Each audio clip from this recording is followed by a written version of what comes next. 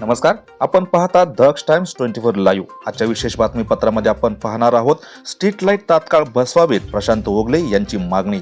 श्रीगोंदा शहरात व वाड्या वस्त्यावर लाईट नसल्यानं चोऱ्यांचं प्रमाण वाढल्यानं नागरिकात भीतीचं वातावरण पसरलं आहे। मुख्याधिकारी यांना युवक काँग्रेसच्या वतीनं निवेदन देण्यात आलं।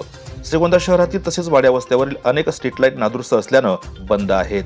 श्रीगोंदा शहरात वाड्या वस्त्यावर सध्या वारंवार चोऱ्या होत आहेत। त्यात लाईट बंद असल्यानं नागरिकांच्या मनात भीतीचं वातावरण निर्माण झालं आहे। त्यामुळे श्रीगोंदा नगरपालिका हद्दीतील सर्व ठिकाणच्या स्ट्रीट लाईट तात्काळ दुरुस्त होण्याची गरजेचं आहे।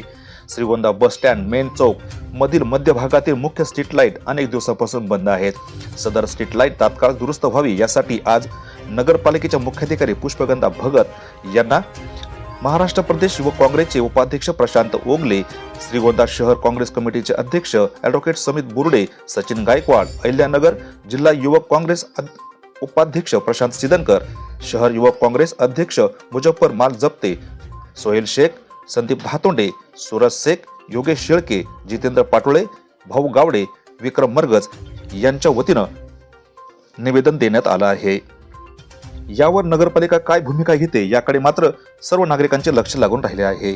आजच्या खास वृत्तावर तुर्तास येथेच थांबू, पुन्हा भेटू नवनवीन बातम्यांमध्ये। तोपर्यंत जय हिंद। दक्ष टाइम 24 साठी श्रीरंग साळवेसह दत्ताजी जगताप, श्रीगोंदा, अहिल्यानगर।